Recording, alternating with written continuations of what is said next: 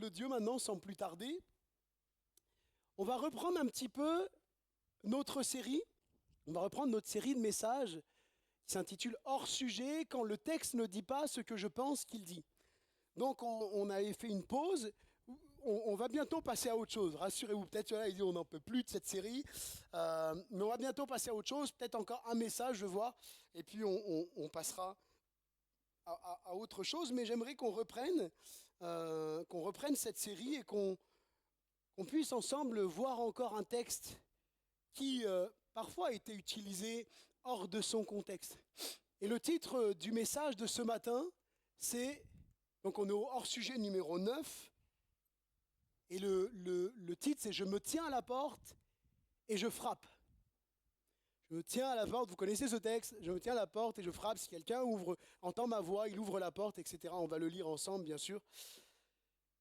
Donc la question à se poser, beaucoup d'entre nous, on a entendu ce verset comme un appel personnel pour les non-croyants, un appel à venir à Jésus, à ouvrir la porte de leur cœur. Et c'est important que les prédicateurs appellent à la repentance. Je crois que la repentance et la foi, l'appel à la repentance et la foi est un peu la grande délaissée du XXIe siècle. L'Église contemporaine a besoin de revenir au message de la repentance, au message de la croix. Parce que Jésus, le premier message qu'il délivre à l'humanité, c'est « Repentez-vous, car le royaume des cieux est proche ». Donc le message de la repentance est primordial, il est essentiel. Cependant, est-ce que ce verset ici, que nous allons lire dans quelques instants, est-ce que ce verset se prête réellement? Est-ce que ce verset est réellement un appel à la conversion pour les non-croyants? Eh bien, c'est ce que nous allons voir ce matin. Je vous invite à faire la lecture avec moi dans Apocalypse, chapitre 3, à partir du verset 19. Apocalypse, chapitre 3, à partir du verset 19. Moi, je reprends et je châtie ceux que j'aime.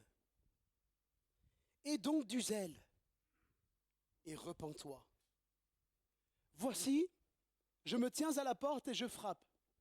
Si quelqu'un entend ma voix et ouvre la porte, j'entrerai chez lui, je souperai avec lui, et lui avec moi. Celui qui vaincra, je le ferai asseoir avec moi sur mon trône, comme moi aussi j'ai vaincu, et me suis assis avec mon Père sur son trône. Que celui qui a des oreilles entende ce que l'Esprit dit aux églises.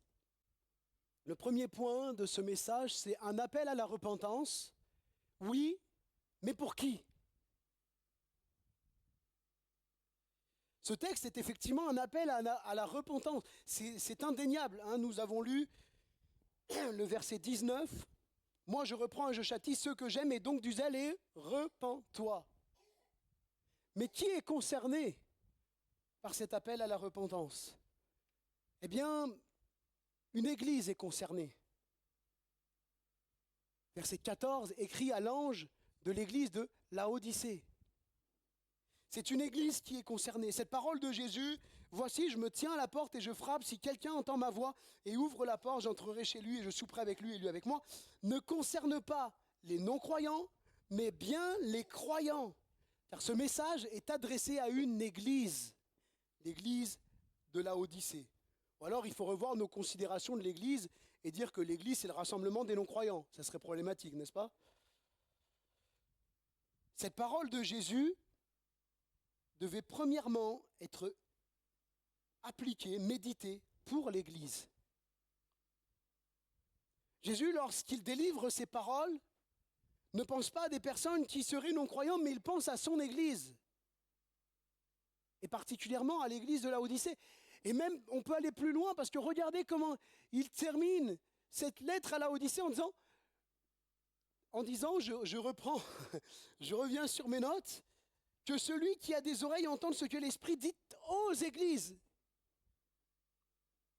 Donc, les 7 lettres aux 7 églises d'Asie mineure n'est pas simplement un appel à une église en particulier, mais aux églises. Et je crois que nous avons des leçons à tirer des enseignements, à retirer de ce que Jésus nous a laissé. Il est dit au verset 22 que celui qui a des oreilles entende ce que l'Esprit dit aux églises. Alors nous avons des oreilles, n'est-ce pas? Puisque nous avons des oreilles, nous voulons écouter ce que l'Esprit dit. Nous voulons écouter ce que le Saint-Esprit a à nous dire. Donc c'est une église qui est concernée, une église tiède. Une église tiède. Le verset 16 dit « Ainsi parce que tu es tiède et que tu n'es ni froid ni bouillant, je te vomirai de ma bouche. » C'est quand même fort. Mais il est important parce que des fois on a surinterprété des textes bibliques. Et je crois qu'il est important de toujours interpréter, et c'est le but aussi de cette série de messages, un texte dans son contexte. Jésus s'adresse à l'église de Laodicée et il lui reproche sa tiédeur. Il lui demande de prendre une position. Lorsque le Seigneur interpelle cette église, il lui demande de prendre une position, il lui demande de se positionner. Tu n'es ni tiède, tu n'es ni froid ni bouillant. Et c'est ce que reproche le Seigneur. Lorsque le Seigneur se penche sur nos vies, que voit-il? Quand Jésus se penche sur ma vie, que voit-il? Est-ce qu'il voit une vie en feu pour Jésus, une vie bouillante? Ou est-ce qu'il me trouve tiède? Nous trouve-t-il zélé, bouillant pour lui, ou plutôt tiède, froid, inactif? Lorsque le Seigneur regarde l'église de Libourne, notre église, nous, qu'est-ce qu'il voit? Est-ce qu'il voit une église dynamique, bouillante, qui accueille les personnes nouvelles, qui évangélise, qui témoigne autour d'elle? Ou une église tiède? Une église peut-être qui se contente de simplement venir à un moment donné dans la semaine à l'église ou quoi, et puis terminer. Comment nous voit-il? Est-ce que les membres de l'église de Libourne sont investis dans différents services? Est-ce que les membres de l'église de Libourne entrent dans l'appel auquel Dieu les appelle? Des fois, il y a des choses sur nos cœurs. Je fais une parenthèse. Un service qu'on aimerait, quelque chose qu'on a à cœur. Et nous, pour ceux qui sont peut-être un peu de la plus vieille école, pour les plus jeunes d'entre nous, on attend que le pasteur vienne nous voir, qu'il ait une inspiration du haut des cieux et dise « Va voir cette personne ».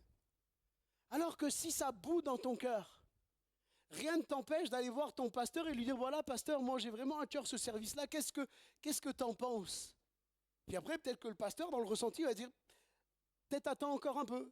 Ou « C'est peut-être pas le moment, l'église est peut-être pas prête encore à ça ». Ou « Vas-y, au contraire, vas-y, je t'encourage ».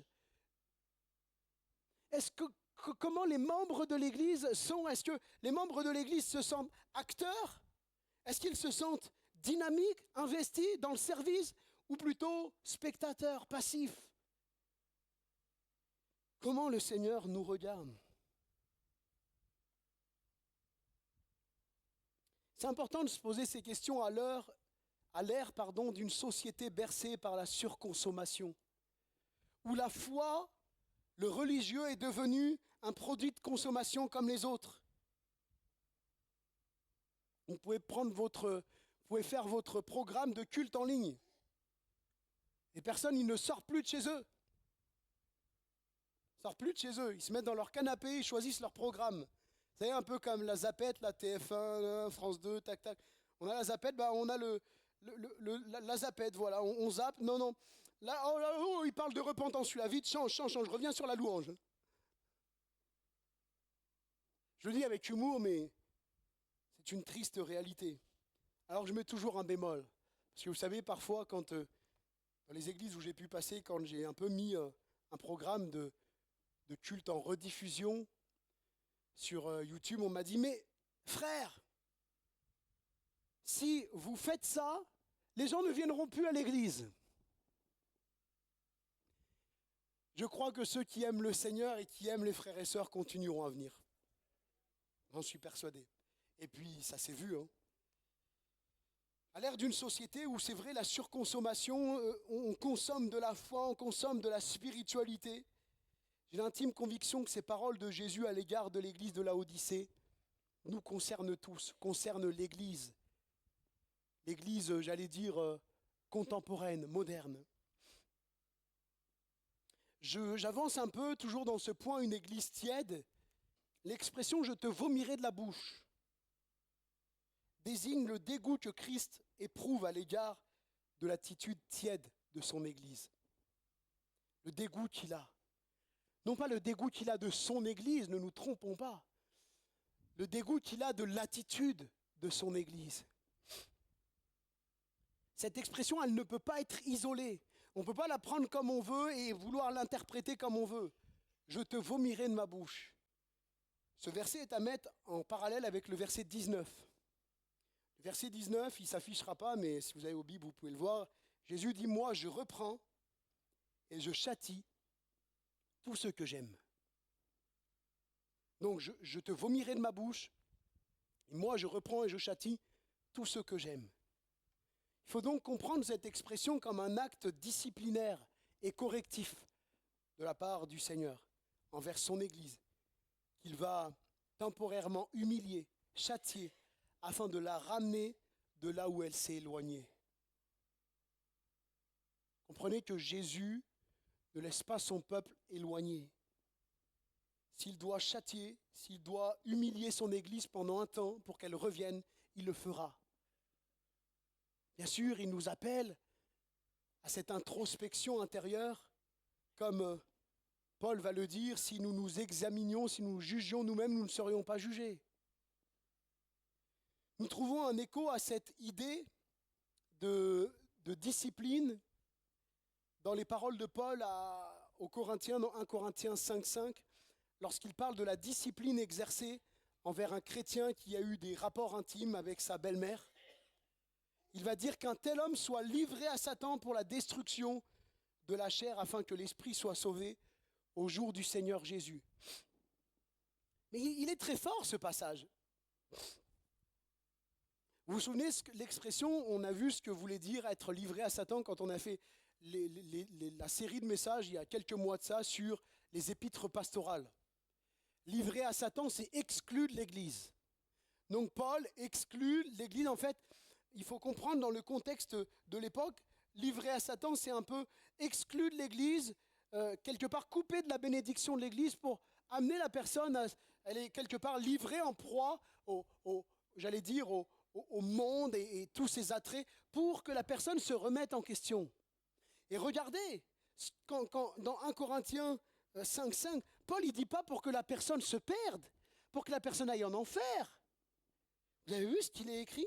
C'est que ça peut même aller jusqu'à la destruction de la chair, c'est-à-dire que la personne meurt, que Dieu, quelque part, mette fin à la vie de la personne pour sauver son âme.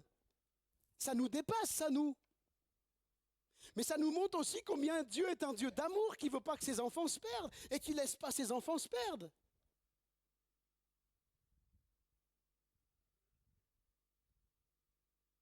De la même manière, il faut donc, avec 1 Corinthiens 5,5, comprendre cette expression « vomir » désigne ici une mise à l'écart de la présence de Dieu.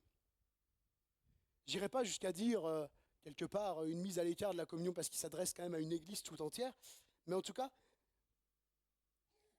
comme un châtiment visant à provoquer un sursaut spirituel chez eux, une réaction.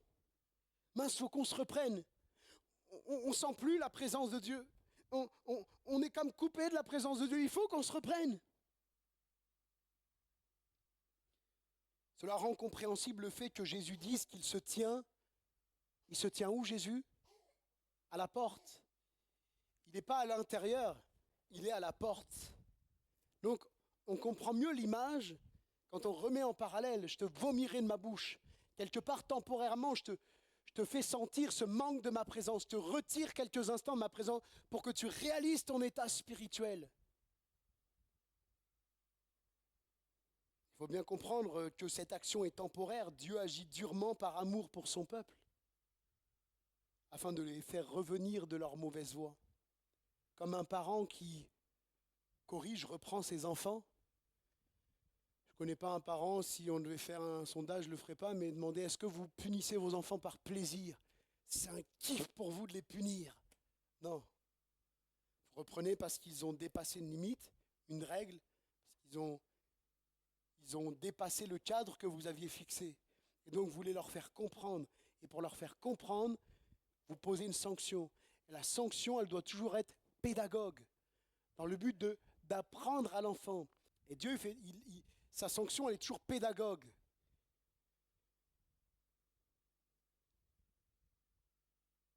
Une église autosuffisante.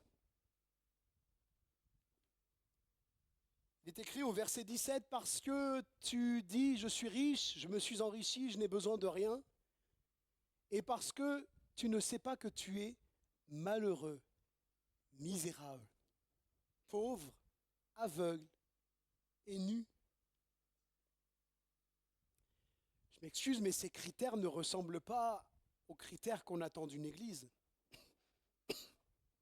Et pourtant, voilà dans quel état est l'église de la Odyssée au moment où Jésus inspire l'écriture de cette lettre. Ces paroles nous montrent la gravité de la situation. Cette église en est à dire « Je n'ai besoin de rien ». Si seulement elle avait pu ajouter 4 mots « en dehors de Christ ». En dehors de Christ, je n'ai besoin de rien. Ça aurait tout changé, n'est-ce pas? Cette église vivait dans une autosuffisance des biens matériels qu'elle avait. Elle s'était enrichie matériellement, mais appauvrie spirituellement. Bien sûr qu'il est possible de vivre, et je le crois, une croissance matérielle, une croissance financière, tout en étant en bonne santé spirituelle. Cette église vivait dans une autosuffisance des biens matériels. Elle s'était enrichie matériellement, mais appauvrie spirituellement. Cependant, le risque, c'est de tomber dans le matérialisme, de placer son réconfort dans les biens comme l'Église le fait, dans les biens matériels, dans une bonne ambiance, en délaissant notre communion avec le Seigneur. L'Église est parfois devenue un club. On s'y sent bien, on s'y retrouve bien. Voilà, l'église dans certains endroits est ouverte tous les jours, on y est bien, on s'y sent bien, c'est super, c'est cool. Il y a plein d'activités, c'est branché, c'est dynamique, c'est jeune, c'est motivant. Et c'est tellement tout ça qu'on en délaisse la prière. Tellement tout ça que les réunions de prière sont désertées. Tellement tout ça que parfois les activités extra-église sont... Il y a une participation de fous, mais dans les cultes, il n'y a personne.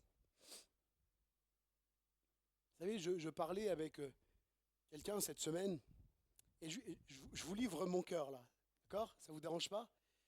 N'y voyez pas un arrière-plan de ma part, c'est quelque chose, pour ceux qui me connaissent, avec qui j'ai peut-être l'occasion d'échanger un peu plus, savent que c'est ma façon de penser.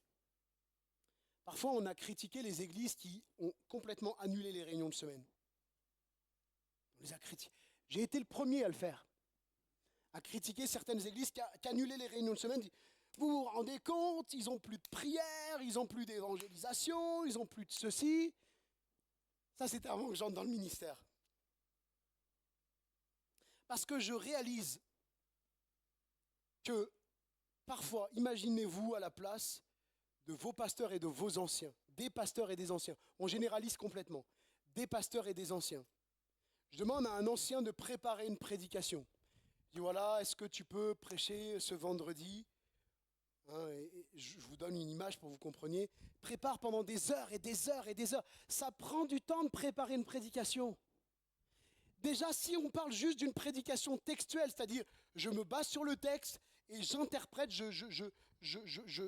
j'apporte des enseignements liés au texte, aux écritures, déjà juste ça, ça prend du temps. Mais quand vous plongez à faire une étude, à lire, à aller chercher dans des livres, etc., pour avoir l'avis de commentateurs bibliques, etc., comme on a pu le faire sur, par exemple, les épîtres pastorales, ça prend encore plus de temps.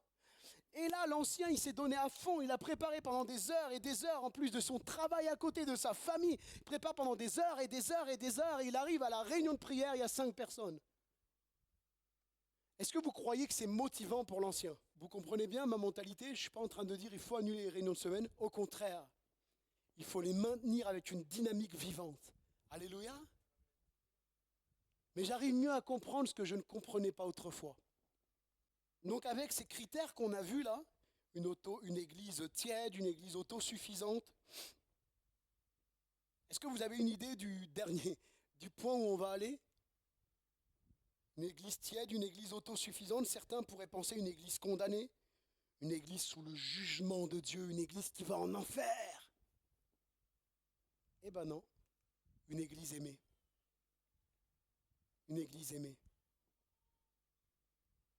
Verset 19, moi je reprends et je châtie tout ce que j'aime. Et donc du zèle et repens-toi. Nous retenons souvent la menace du verset 16 à l'encontre de l'état de tiédeur de l'Église. Mais nous oublions la suite, le verset 19, où Jésus affirme qu'il châtie, qu'il corrige ceux qu'il aime. Malgré l'état de déchéance spirituelle de l'Église, son état de... Bref, Jésus aime son Église. Et il l'appelle. Souvent, le châtiment retentit négativement en nous. On entend châtiment, on pense à coup, forcément. Ça n'a pas une belle connotation. Alors que bien souvent, pour le Seigneur, il utilise le châtiment, comme tout à l'heure je le disais, pour nous apprendre, pour nous corriger. D'ailleurs, le mot grec, paidéo, si je le prononce bien, désigne la notion d'instruction, d'apprentissage et aussi de punition. Peut-être qu'ici, le châtiment en question consiste à leur faire ressentir temporairement leur misère. À travers cette expression, je te vomirai de ma bouche, Jésus leur ferait sentir leur éloignement en se tenant à l'écart. C'est précisément parce que Jésus aime son Église qu'il agit comme ça. Il l'appelle à une repentance profonde. S'il ne l'aimait pas, il la laisserait suivre sa propre voie. Mais il est hors de question pour Jésus de laisser son Église suivre sa propre voie parce qu'il a dit « Je bâtis mon Église et les portes du séjour des morts, les portes de l'enfer ne prévaudront pas, n'auront pas le dessus sur elle. » Par ses paroles, il lui révèle son péché. Il démontre à l'église de Laodicée tout son amour et l'appelle à changer de direction. Le deuxième point, c'est un appel à revenir au Seigneur. Voici, je me tiens à la porte et je frappe. Si quelqu'un entend ma voix et ouvre la porte. Jésus se tient toujours près de son église. Malgré l'état de léthargie spirituelle de cette église, Jésus ne l'abandonne pas. Il continue de l'appeler à revenir à lui. Par son attitude, l'Église a mis Jésus à la porte. C'est dur, hein. Quand j'ai écrit cette phrase, je me suis dit, c'est dur, hein. L'Église a mis Jésus à la porte. Parce que Jésus, normalement, il n'est pas à la porte de l'Église, il est dans l'Église. Il agit dans l'Église, il œuvre dans l'Église. Et là, c'est écrit qu'il est à la porte. Ça montre qu'il y avait une mentalité générale dans cette Église. Ce n'est pas quelques personnes un peu qui créent des problèmes et tout, mais c'est une généralité. Une mentalité générale qui s'est installée dans cette église pour que Jésus en soit à dire qu'il est à la porte. Et pourtant, Jésus ne s'éloigne pas. Il reste à la porte et continue de frapper. La plupart d'entre nous, je pense que vous allez plutôt être comme moi. Si quelqu'un me met à la porte de chez lui, je m'en vais. Non? Je ne vais pas continuer à faire. Parce que sinon, après, ça devient, pardonnez-moi l'expression, ça devient chelou. La personne va appeler la police, excusez-moi, j'ai un gars bizarre qui n'arrête pas de frapper devant chez moi, alors que je l'ai mis à la porte. Mais il n'y a rien de chelou, de bizarre dans ce que Jésus fait, parce qu'il appelle toujours son Église. Tu es ma bien-aimée, reviens à moi, reviens, je t'attends. Et si elle le refuse, qu'est-ce que fait Jésus? Il la châtie pour la corriger, parce qu'il l'aime. Je sais que ça heurte un peu notre notion du libre arbitre, je suis d'accord. Je crois qu'il y a plein de textes dans la Bible qui heurtent un peu notre notion du libre arbitre, surtout en tant que chrétien. Je suis esclave de Christ, c'est pas très très libre arbitre ça. L'histoire de Jonas, c'est pas très très libre arbitre non plus. Et quand Jésus fait ça, c'est par amour. C'est parce qu'il nous aime et qu'il connaît nos cœurs et qu'il sait qu'au fond de nous, on l'aime aussi. Et qu'on s'est laissé prendre peut-être dans un piège, dans certains travers, mais il connaît l'état de nos cœurs. L'état spirituel de l'Église du XXIe siècle. Je refais une parenthèse avec cette Église du XXIe siècle. Ne ressemble-t-elle l'état spirituel, donc ne ressemble-t-il pas à celui de l'Église de Laodicée? N'a-t-elle pas... Alors, vous comprenez, je fais une généralité. Quand je dis l'Église du XXIe siècle, je parle d'une généralité. Je ne suis pas en train de dire que toutes les églises sont comme ça. Vous avez compris? Ok, super. N'a-t-elle pas laissé Jésus à la porte pour le remplacer par de l'ambiance, du spectacle, du bling-bling? Ça ne veut pas dire qu'on n'a pas le droit d'avoir un peu d'ambiance et que ce soit chaleureux. Ça ne veut pas dire qu'on n'a pas le droit pour des événements de faire un spectacle. Mais jamais au détriment de la parole de Dieu et de la présence de Christ. Jamais au détriment de notre vie spirituelle. Ces paroles, je suis riche, je n'ai besoin de rien, ne reflètent-elles pas l'état de certaines de nos belles et luxueuses églises, où règnent les lumières, la fête, mais où la parole de Jésus est parfois déformée ou reléguée au second plan? Malgré cela, malgré l'attitude ingrate, méprisante et autosuffisante de son peuple, et nous pouvons le voir même au travers du peuple d'Israël, Jésus se tient toujours à la porte et il l'appelle à la repentance. Comme nous connaissons ce texte, 2 Chroniques, chapitre 7, verset 14. Si mon peuple, sur qui est invoqué mon nom, s'humilie, prie et cherche ma face, et s'il se détourne de ses mauvaises voies, je l'exaucerai des cieux, je lui pardonnerai son péché et je guérirai son pays. Dieu n'a jamais cessé d'appeler son peuple rebelle à revenir à lui, avec une promesse de pardon et de restauration. Dieu n'est pas un homme. L'homme juge, condamne et châtie facilement. Mais Dieu l'appelle toujours son peuple. Il l'aime et il l'attend toujours. Un appel à revenir au Seigneur. Jésus ne reste pas silencieux, mais il appelle. Il ne dit pas c'est bien fait pour eux. Non, il appelle toujours son Église, son épouse, celle pour qui il est mort sur la croix, à revenir à lui. Il est prêt à châtier, à corriger son Église. Et si elles s'endurcissent, car son désir est qu'elles soient éternellement auprès de lui. Et bien que cette Église ne semblait pas se soucier de Jésus, Jésus se soucie d'elle. Peut-être pour quelqu'un ce matin. Peut-être que tu aimes le Seigneur, tu marches avec le Seigneur et puis tu t'es laissé arrêter. Comme Paul va dire, vous courriez bien, mais qui vous a arrêté pour empêcher d'obéir à la vérité? Peut-être t'en es à un point à même plus trop te soucier de Dieu.